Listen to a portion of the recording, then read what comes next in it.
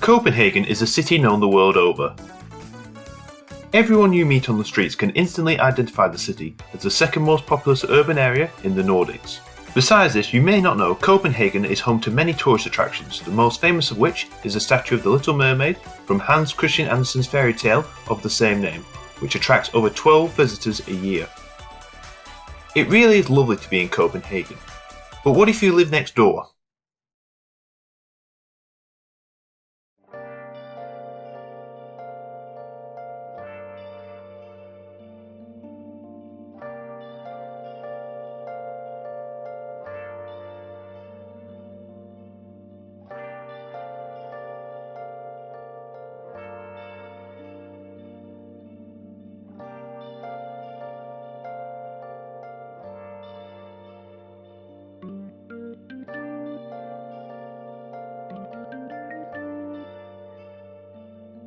For around €40 for a return ticket and 39 minutes of your time, you end up across the Øresund Strait in a new country, in the city of Malmö. Now don't get me wrong, Malmö is a nice place, but you got all that in Copenhagen, and Malmö's claim to fame is being the birthplace of Zlatan Ibrahimovic. At the turn of the century, however, Malmö couldn't even rely on Big Zlatan to bring in the spotlight. In fact, the most famous landmark the city had before the year 2000 was this shipping crane, which will put it on some form of comparative level with Belfast. The boss of Malmö's branch of the HSB, a Swedish housing cooperative, clearly agreed that something needed to be done to put Malmö back on the map. One day, whilst presumably at the dentist, Johnny Orbach, managing director of HSB, laid eyes on this prototype. Designed by Spanish architect Santiago Calatrava, the concept was designed to depict a human torso in rotation, like someone trying to get their face and ass in an Instagram post. Orbach was instantly besotted with the proposal and approached Calatrava about turning it into a reality, as a new symbol for the city as the world's first twisted skyscraper. Disagreements between stakeholders began before any construction work. Calatrava, despite his 5-minute sketch, had never previously worked on a project of this size or even worked on a skyscraper before. I mean, it can't be that difficult. Take another Calatrava project and yep, there you go. There were also concerns about how appropriate Orbach's vision would be for the area, as despite Orbach being the head of a socialist housing not-for-profit, in a left-leaning country, in a city infamous for shootings in recent years, which had no other skyscrapers at the time, against Calatrava's initial judgment, Orbach decided he would make Turning Torso come to fruition as luxury apartments, with prices ranging from 2 million to 9 million Swedish krona. The critics did not understand Orbach's master plan. He likened the building to that of Formula One cars, wherein their expensive development of cutting-edge technology leads to innovation in the future. Additionally, given the opening of the Øresund Bridge, meaning Copenhagen was only an 8-kilometre drive away, Orbach reasoned that both Swedish and Danish citizens who worked in Copenhagen and the surrounding areas would be tempted by the torso's allure due to Copenhagen's high cost of living. After this, Calatrava was fully on board and put the finishing touches to the final plans, and the project was green-lighted. The twisting movement of the turning torso, you see. Construction began in 2001. Unsurprisingly, given the unprecedented nature of the project, the costs were enormous. Now, Calatrava is a talented architect, but less talented as an accountant.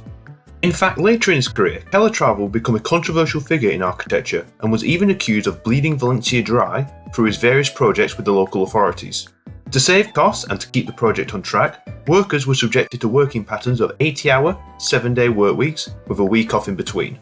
Additionally, in the winter months, winds would reach 45 miles per hour and temperatures would plummet below 0 Celsius. To cope with these working conditions, builders involved began a new practice of getting plastered most nights post-work.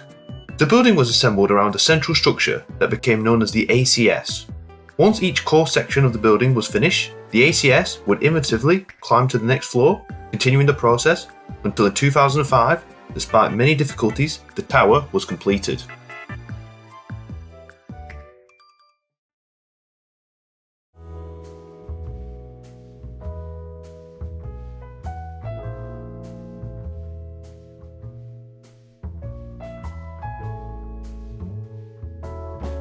The finished structure is made of 9 pentagonal units of 5 stories each, which, when paired to an exoskeleton, leads to a 90-degree rotation from the bottom to the top.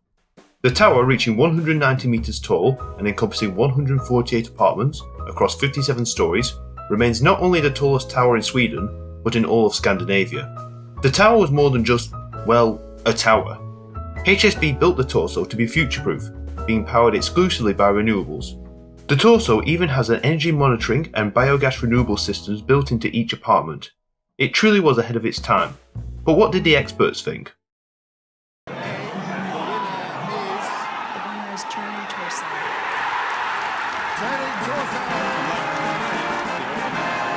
When opened in 2005, the building was instantly a hit with the wider architect world, being awarded essentially the title for Best Skyscraper of 2005, and for some reason receiving a 10-year award, which for a building is worrying, but still lasts longer than anything I've built. This opened the floodgates for what a skyscraper could look like in the 21st century, with many other cities commissioning their own Torso. The tower became the centrepiece of the restoration work in the docks of Malmö, and is now one of, if not the most recognisable symbol of the city, if not Sweden itself. So Orbach got his dream build, and it had a positive impact on the area. Wonder what happened to him? One would assume that the next project for Malmö will be a statue of him and Calatrava in the city centre. Well, it didn't go that well for him. Believed to be due to the escalating costs, rumoured to be double the estimate, he was removed from his position at HSB. Later, Orbach, amongst others, ended up on trial for fraud against the HSB. He was initially found guilty, but was acquitted after a short spell in jail. Calatrava will continue his architecture career, designing the World Trade Center Transportation Hub, which opened in 2016. So as our story comes to a close, I think it would be best to summarise what we have learned here. Number 1. New experimental buildings are expensive. Number 2. Follow your dreams, even if you end up fired and in prison. And number 3. It's probably best just to go back to Copenhagen. See ya! 嘘も燃え尽くして夢にして冗談じゃないもっと踊り